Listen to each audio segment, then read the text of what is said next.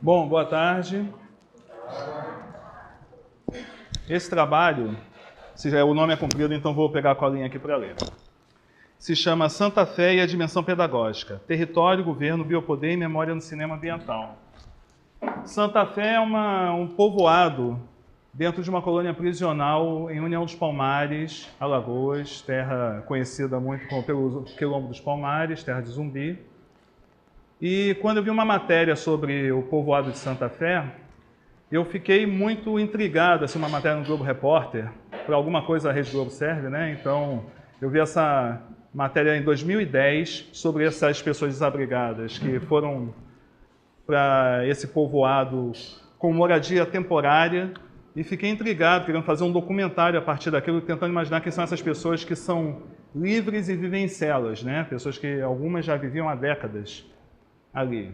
E nesse processo todo de investigação, de conseguir em 2013 chegar pela primeira vez a esse povoado, eu comecei a vislumbrar certas possibilidades no mesmo momento que eu queria começar o mestrado, que eu ainda não sabia se seria em educação, em memória social, e acabou que tudo aconteceu ao mesmo tempo agora. Foi a época que eu conheci o mestrado aqui na FFP, foi o momento que eu consegui fazer 3 visitas num único ano para conhecer esse povoado e comecei a partir de cursos que eu fiz lá em União dos Palmares, para conseguir ter estadia, alimentação, para poder fazer essa pesquisa para o documentário, foi começando a nascer o fruto do que vai ser esse trabalho que vocês vão conhecer um pouquinho agora, né, da pesquisa. E o foco é a escola que é feita dentro desse povoado, também adaptada dos pavilhões, que é a Escola Maria Mariaz de Castro Sarmento. Nossa apresentação vai ser esse vídeo de 23 minutos, eu vou falar um pouquinho dentro do vídeo e alguns depoimentos que foram colhidos ao longo da pesquisa vão aparecer aí. Boa viagem para vocês, desliguem seus celulares, peguem suas pipocas.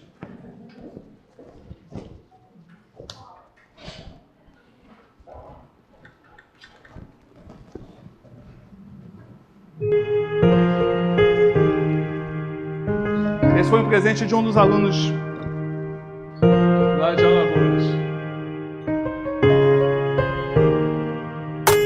Caminhos inventados porque não tem pressa de ir-se embora. Pelos que vão à escola, pelos que vão à vila trabalhar, pelos que vão ao certo, pelos que deixam a terra como eu deixei pelos que levam, que se despede da vida é tão bela. A minha terra, ninguém chega, ela é tão pobre. Dizem que tem bons ares para os tísicos, mas os tísicos não vão lá. É tão difícil de ir-se lá. Mundaú, Rio Torto, caminho de curvas por onde eu vim para a cidade onde ninguém sabe onde é o caminho. Caminhos de minha terra. Jorge de Lima. Então, o Rio Mundaú, esse rio que vem desde Recife, cortando o interior de Alagoas e que vem beirando a cidade de União dos Palmares. Sempre que tem uma enchente, e as maiores vêm desde 1989, foram 4 grandes enchentes, vem destruindo tudo na cidade. Os desabrigados normalmente são orientados a ir para lugares como a colônia prisional de Santa Fé. Aí é o caso de quando teve a enchente em 2010 no Quilombo do Muquem, que foi um local que eu visitei e fiz o primeiro trabalho de oficina de cinema lá em União dos Palmares, que gerou um documentário chamado Águas do Muquem. Para vocês terem uma ideia mais ou menos de... Dá para ver pelas manchas, né, a altura que a água atinge e as várias notícias que foram dadas na época. Então, essa é a questão de estudo. Quais as possibilidades do cinema como estratégia pedagógica que revela aspectos da realidade socioambiental presente em uma comunidade que vive de conflito, injustiça, racismo e vulnerabilidade socioambiental? Foi com esse foco que eu levei as oficinas de cinema para tentar ver o olhar dos moradores e desses jovens que foram criados já dentro de celas sobre o ambiente, né? E sobre todas essas questões. E para a fundamentação teórica, vamos trabalhar primeiro com a questão do cinema e educação ambiental no contexto do território. Epígrafe do Manuel de Barros, que é preciso transver o mundo. E segundo Beto Leão, que fez uma pesquisa para o Festival de Cinema Ambiental em 2001, ele identificou que desde que o cinema chegou no Brasil, a primeira câmera de cinema, já há uma tentativa de se registrar, a partir seja do olhar exótico, contato do homem com a natureza, essa questão, né, do que poderia ser chamado hoje em dia de um cinema ambiental. É a expedição do Rondon pelo interior do Brasil, foi o primeiro cinegrafista militar. Depois chegamos assim na fase do cinema educativo de Humberto Mauro, que além desse filme do clássico da Casa do João de Barro, tem vários outros filmes pegando já esse lado mais sustentável, industrial do ambiente rural do Brasil, que estava em crescimento na época.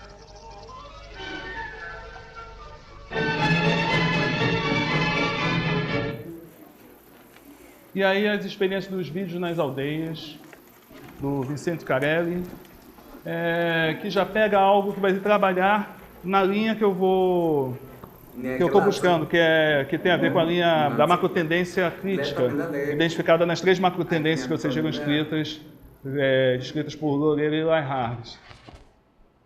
E vamos trabalhar com as seguintes categorias. A educação ambiental crítica, como já falamos, né, muito inspirada nos pensamentos de Paulo Freire. Não basta lutar por uma nova cultura na relação entre o ser humano e a natureza, é preciso lutar ao mesmo tempo por uma nova sociedade. O território, aqui peguei o pensamento do Milton Santos, falando onde todas as forças, todas as fraquezas e a história do homem plenamente se realiza a partir das manifestações da sua existência. E os conceitos ambientais, o conflito ambiental, que é quando se trata da diferença de acesso aos recursos naturais dentro do território, em determinados contextos. Aqui tem alguns dos itens do movimento de justiça ambiental, quando ele foi lançado. E o movimento de justiça ambiental vem justamente discutir essa questão, né? Que a gente apresenta no debate sobre o conflito ambiental, as questões das desigualdades, o que passam as pessoas que vivem em zonas de sacrifício, como são chamadas, né? Que são locais onde tem despejo tóxico, locais de desabrigados, onde acontece fome e tantas outras coisas, e como é a diferença de acesso entre quem tem e quem não tem, quem pode e quem não pode. E as pessoas, no caso, que vivem em vulnerabilidade socioambiental, em maior grau de dependência direta dos recursos naturais, excluídos do acesso aos bens públicos socialmente produzidos, que não participam legitimamente das decisões referentes a como ter acesso a esses recursos. Trabalhamos também em uma discussão com o conceito de biopoder de Foucault, na disciplina dos corpos, e também com outro conceito de Foucault, que é a governamentalidade, que trata justamente onde o governo é uma correta disposição das coisas que se assume o encargo para conduzi-las a um fim conveniente. E esse fim conveniente nada mais é que o próprio poder soberano, ou seja, toda a forma como se dinamiza o controle, seja individual ou em grupo desses corpos. E chegamos à União dos Palmares, que é o nosso campo de trabalho. E vamos chegar, a partir daí, a Santa Fé. O Quilombo dos Palmares, todos conhecem a história de Zumbi. Já devem ter ouvido falar alguma vez. Zumbi, onde vai? Atacar os brancos. Puguni. Zumbi está morto. O Quilombo dos Palmares foi uma república que ficou por quase um século comandada por negros, alguns brancos, índios e tantos outros povos marginalizados que foram se reunindo na Serra da Barriga e constituíram uma espécie assim de um governo paralelo, onde eles tinham os seus campos, sua própria moeda. Tomou o Zumbi dos Palmares. E seu sustento. Depois até que o Zumbi foi morto. Sua cabeça decapitada foi exposta em praça pública para susto e medo de outros negros que alimentassem o mesmo sonho de liberdade. E desde então ficou esse estigma na região de terra de preto fugido, de terra de marginal, uma terra que ao mesmo tempo é o foco da plantação de cana, de açúcar, de gado no Brasil. E na periferia de União dos Palmares existe esse povoado que é Santa Fé, fica do outro lado da estrada. Esse é o bairro Newton Pereira, que foi um dos primeiros bairros construídos para dar moradias a esses povos desabrigados do povoado de Santa Fé, que esse é o trailer do documentário que eu comecei a produzir. E, como sempre, essas moradias nunca vão para as pessoas que merecem receber, né? Elas se inscrevem, não são contempladas e muitas dessas famílias vão ficando por lá em Santa Fé. As janelas permanecem com suas grades. Alguns desses pavilhões são ocupados por até 10 famílias, algumas só com separações por arame farpado, lençóis.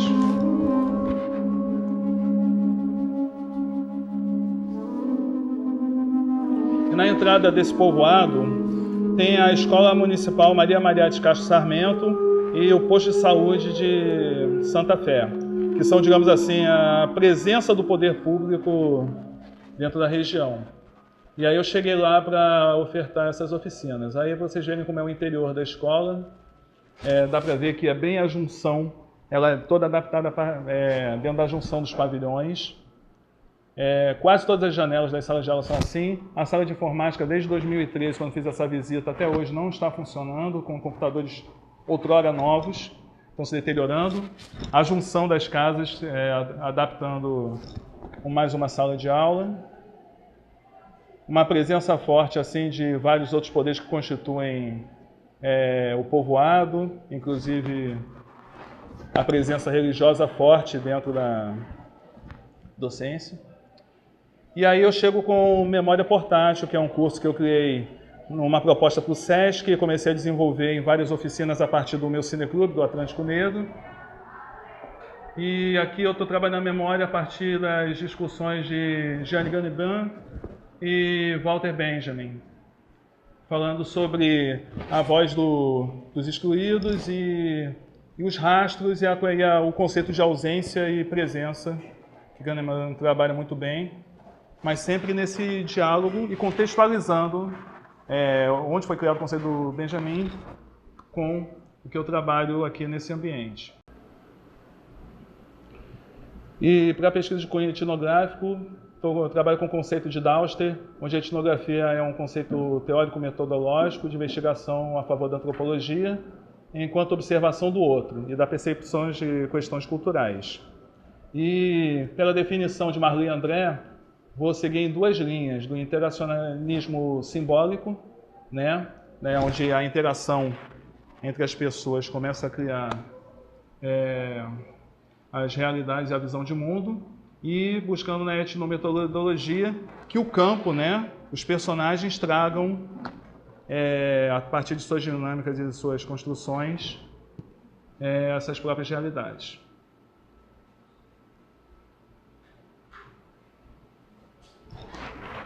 É o tempo de leitura, tá, gente? Eu falo um pouquinho mais rápido, mas que é meio chato de você ficar só lendo a mesma coisa que está sendo dita.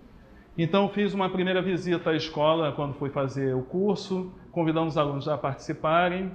Foi no feriadão de Tiradentes do ano passado.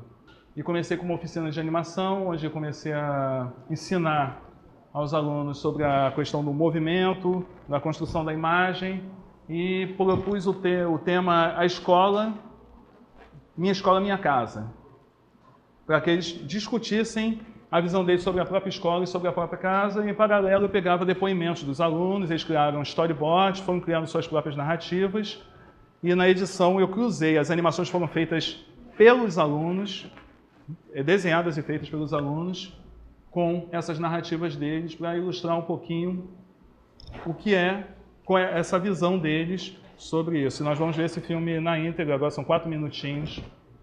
Agora, essas fotos são da exibição que foi seguida de debate com os professores e pedagogas que estão ali atrás. Foi muito legal essa DR, onde várias questões emergiram que eu pude trabalhar no workshop com os professores a posteriori.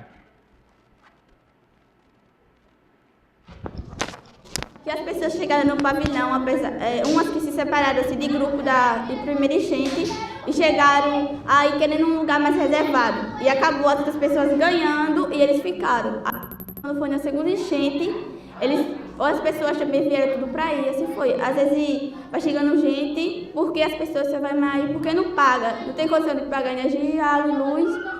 E às vezes as coisas é bem, sei lá, uns esgotos, as coisas. Às vezes tem as pessoas não têm vontade de visitar os familiares que moram lá por causa dessa situação.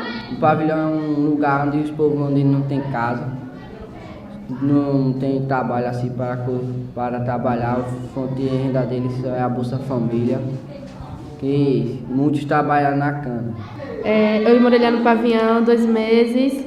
Lá eu achei bom, só um pouco ruim porque é muito quente e tem que carregar água de balde na cabeça, carro de mão, tem que lavar prato, pano, só se for em rio. Tinha pavilhão assim vago, aí tinha um bocado de gente que ficava lá e que fazia cocô lá. Porque assim, os pavilhões o povo dividem, eles são grandes, que antes era um presídio. Um pavilhão bem grandão, morava abaixo de 11 famílias dentro de um pavilhão. E minha mãe não deixou ir para os pavilhão porque dizem, tipo, tem muito maloqueiro, essas coisas. Dizem que lá tem isso, aí por isso que minha mãe não deixa. Tinha até um projeto que ajudava a comunidade, os pais, e ele não teve mais condição de continuar, porque não teve apoio da escola, nem do prefeito, nem de nada. Aí depois os próprios moradores queimaram o livro, queimaram roupa de dança, que eu participava também. E daí eu fiquei bem triste. As pessoas gostavam muito. Depois que acabou o projeto, vários alunos de lá, que tinha conselho, era como se fosse todo mundo uma família, acabaram entrando tudo pro mundo das drogas, as meninas engravidaram, muitos. Não teve muitas pessoas para conversar nem na escola nem nada. E a escola às vezes não apoia, como eu falo sempre. Às vezes você quer fazer alguma coisa, eles não ajudam. De vez em quando ela nem ensina mesmo direito. Ela fica olhando no telefone, mensagem, coisas de redes sociais, e a gente fica lá igual sem estudo. Porque eu preciso de estudo para desenvolver mais, que eu não sou muito desenvolvida ainda. Porque a pessoa fica fervendo dentro da sala, principalmente a minha sala que é muito abafado. E quando chove, alaga a escola. Fica tudo alagado, assim, o caminho o coisa fica tudo alagado.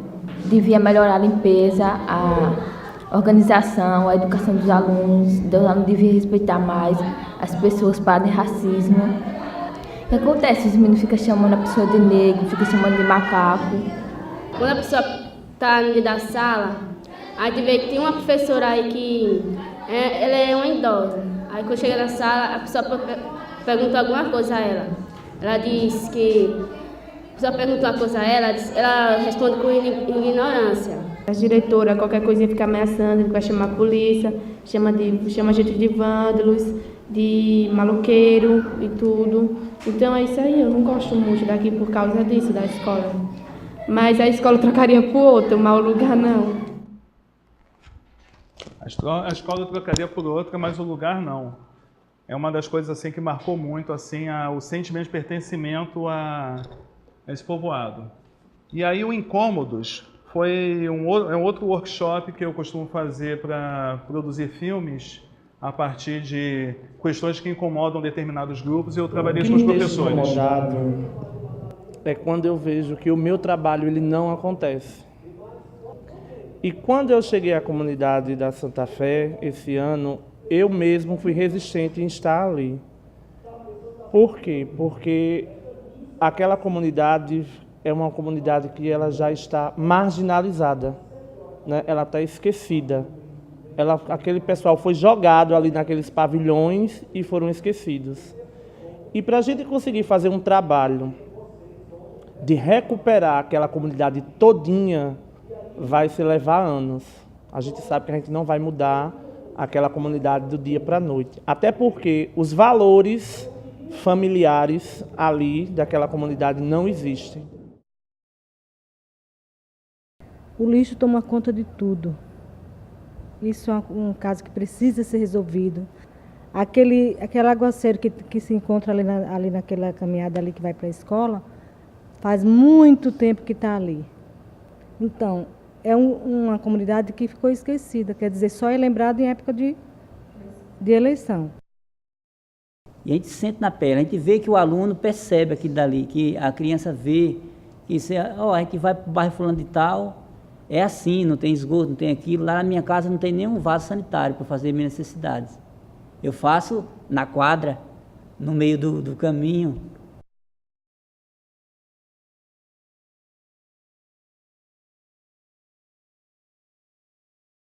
E as considerações finais, né? Eu só fiquei pensando assim, se conseguimos botar os alunos discutindo com os professores sobre todas essas questões que foram levantadas, sobre a questão do vandalismo, que fica apontando, que os professores ficam apontando nos alunos, e por que dessa rebeldia, o que motiva nesse ambiente de violência os alunos terem esse retorno.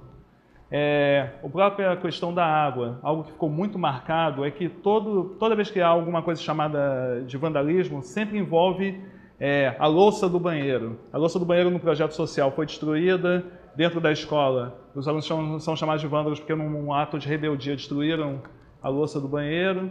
Então a água tem uma potência, essa questão da falta da água e da ostentação da água tem uma potência muito forte, né? E é justamente isso que eu trato nessa questão, quando eu falo do chafariz.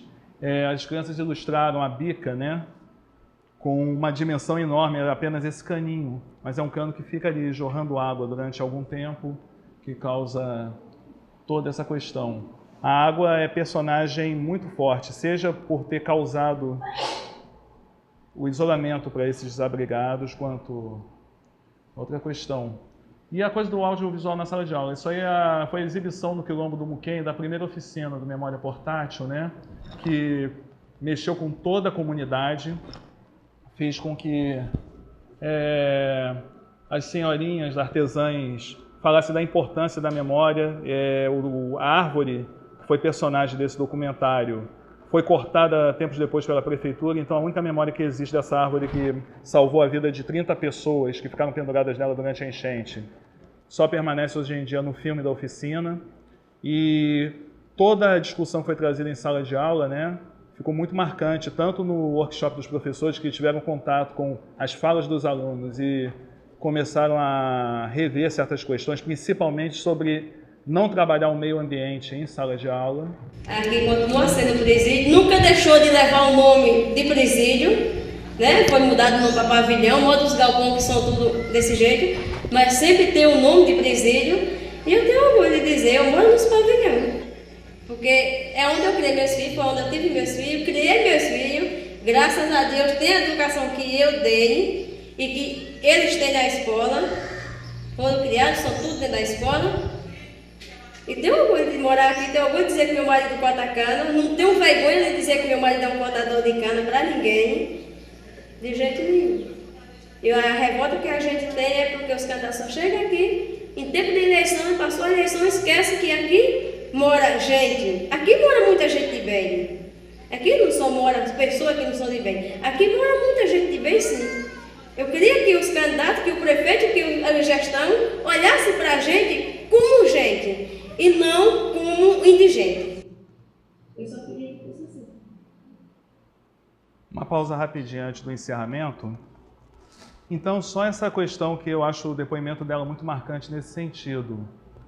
O pertencimento à comunidade, pensar para futuras pesquisas, né, mas a partir dessa experiência, o que pode ser melhorado, não só nessas escolas, como nas escolas da região, para trazer mais esse olhar que já existe presente nas crianças, né, sobre as questões do meio ambiente, como isso pode interferir em toda a questão pedagógica dentro de sala de aula, como isso pode trazer essa mesma sensação de pertencimento entre os alunos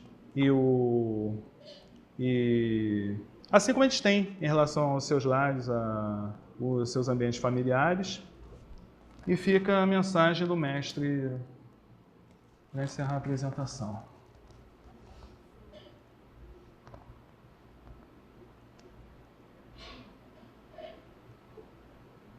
O que importa é que o professor e aluno se assumam epistemologicamente curiosos.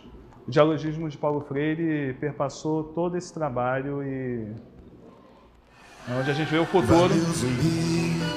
E fecha com o mestre.